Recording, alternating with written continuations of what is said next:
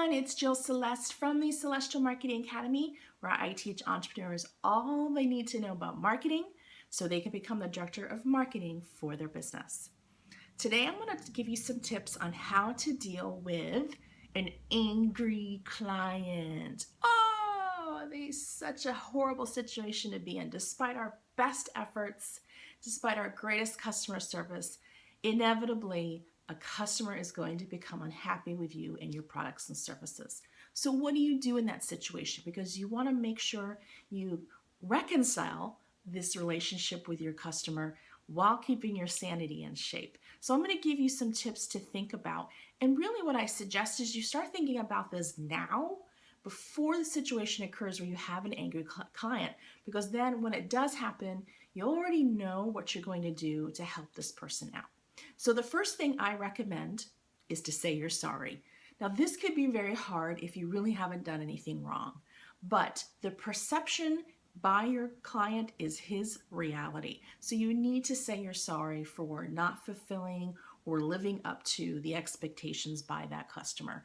Saying you're sorry really makes people feel that you're listening and that you really care. So say you're sorry even if you really didn't do anything wrong. The second thing to do is to get the problem fixed immediately. Whatever it is, ask the client very specifically, what can I do to get the situation rectified for you? Ask for specific information from that client and then do whatever you can to fulfill that request. You want to make sure that you are listening to your customer, figuring out what it is that they need, and then as quickly as you can implementing it. Because at the end of the day, that's really what the customer wants. They want the apology, of course, but they want it fixed. So focus on fixing the problem right away. The third thing you could do is give a refund. Now, this depends, of course, on the situation. This may not be totally relevant, but if it's appropriate to do so, give a refund or a credit to your services, because that is telling your customer that you care so much about that relationship that even the money doesn't matter. So if you can, give a refund in those situations.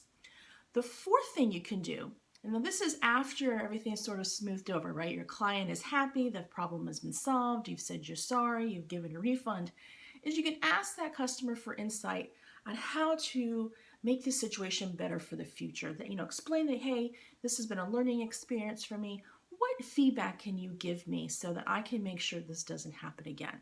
This really puts the customer in a happy place because you're asking for insight and feedback, and it really shows that you care about your clients. So think about doing that if the situation is appropriate to do so, and get that insight and feedback so that you can improve your business.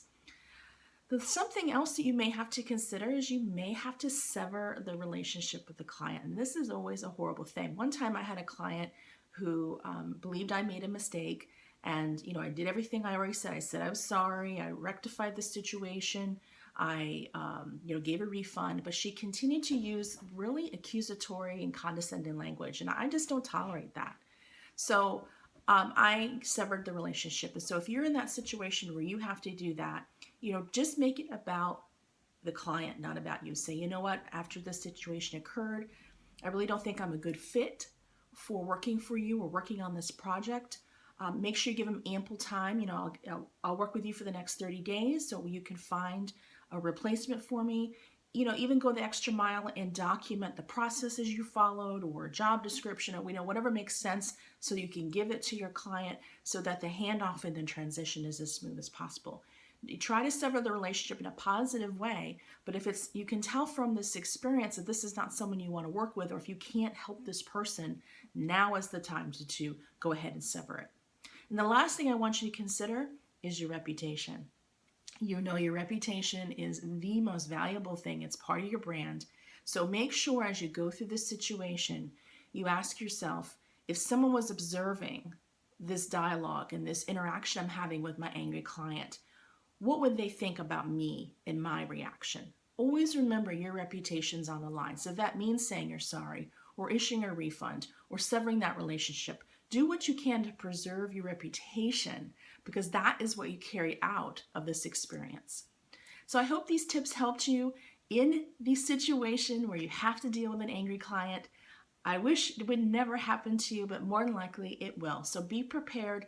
Think about what you will do to really make that relationship good again if it's appropriate to do so, and have these steps in place so that you can act quickly to resolve the issue with your angry client. If you need additional marketing assistance, I would like to invite you over to my website at jillceleste.com. And until next time, here's to your marketing success, and have a great day.